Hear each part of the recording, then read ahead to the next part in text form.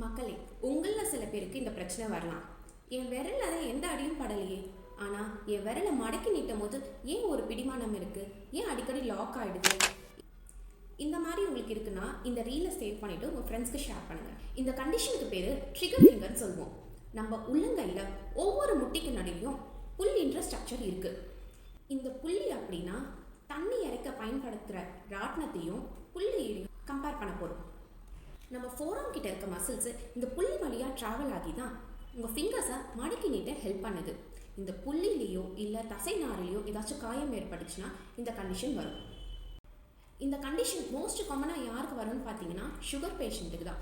அதுவும் 3rd and 4th finger தான் most காமனாக அஃபெக்ட் ஆகும். இந்த கண்டிஷன் வந்துருச்சு, சரி நம்ம என்ன பண்ணுறதுன்னு பார்த்தீங்கன்னா நியர்பையில் இருக்க ஃபிசியோதெரபிஸ்ட் இல்லை ஆர்த்தோபெடிஷியனை போய் பாருங்கள்.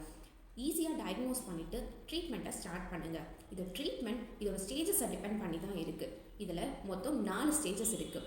ஃபர்ஸ்ட் ஸ்டேஜஸில் பெயின் மட்டும்தான் இருக்கும். செகண்ட் ஸ்டேஜஸில் பெயினோட ஒரு பிடிமானமும் இருக்கும். அண்ட் 3rd ஸ்டேஜஸில் பெயினோட சேர்த்து உங்கள் ஃபிங்கர்ஸ் அடிக்கடி லாக் ஆகிடும், நீட்டுறதுக்கு ரொம்ப கஷ்டப்படுவீங்க. 4th ஸ்டேஜஸில் உங்கள் ஃபிங்கர் நல்லா மடக்கி தான் இருக்குமே தவிர்த்து நீட்டவே முடியாது. This is Yashwanti, Raghavendra Physiotherapy Center, Kanchipuram. For more details, follow my page. Thank you.